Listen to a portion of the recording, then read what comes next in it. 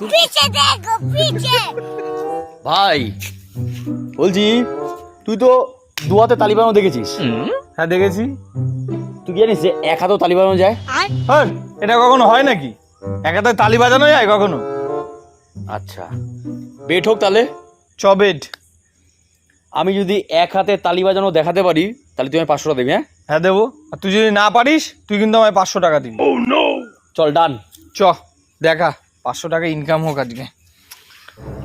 এই যে এক হাত, হ্যাঁ এই তো এক হাত।